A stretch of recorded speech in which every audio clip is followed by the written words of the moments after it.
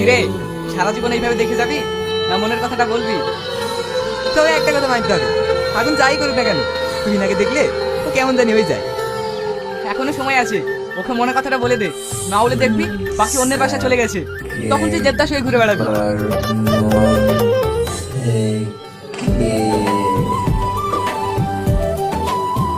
কিরে, তুই রাস্তাতে লেট কেন? একটুর জন্য বাসটা মিস করেছিলাম, তাই লেট হয়ে গেল। তুই না, হ্যাঁ বলো। I love you. তোমাকে আমি কতদিন বলবো আমি তোমাকে ভালোবাসি না? তুমি কি আমার কথা বুঝতে পারো না? অনেক নির্লজ্জ মেয়ে দেখেছি, কিন্তু তোমার মতো একটাও দেখিনি। দেখো, আমি অন্য ছেলেদের মতো নই, আমি তোমাকে সত্যিই ভালোবাসি। কিন্তু আমি তোমাকে ঘৃণা করি। তুমি কি চাও আমি তোমার জন্য নিজেকে শেষ করি? কি হয়েছে এখানে? স্যার, ওকে নিষেধ করা সত্ত্বেও ও প্রতিদিন আমাকে ডিস্টার্ব করে। দেখো আবু, তোমাকে ফার্স্ট এন্ড লাস্ট ওয়ার্নিং দিচ্ছি, এরপরে যদি তুমি নাকি ডিস্টার্ব করো তাহলে তোমাকে কলেজ থেকে সাসপেন্ড করবো। যাও, তোমরা সব ক্লাসে যাও।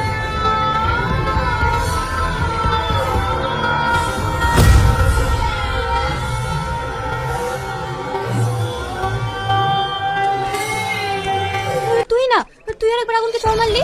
ওকে দেখলাম জঙ্গলের দিকে যেতে। ও যদি রাগের মাথায় কিছু একটা করে ফেলে। কি?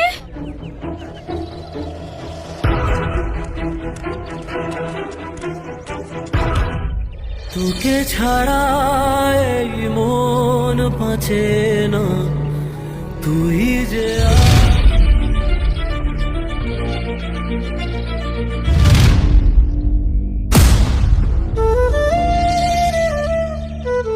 দেখ তুই না, তোর কিন্তু আগুনকে সবার সামনে ওইভাবে অপমান করা উচিত হয়নি। কি করবো বল আমি? আমি ওকে অপমান করতে চাইনি, মনে মনে আমি ওকে ভালোবাসি, কিন্তু এছাড়া আমার কোনো উপায় নেই।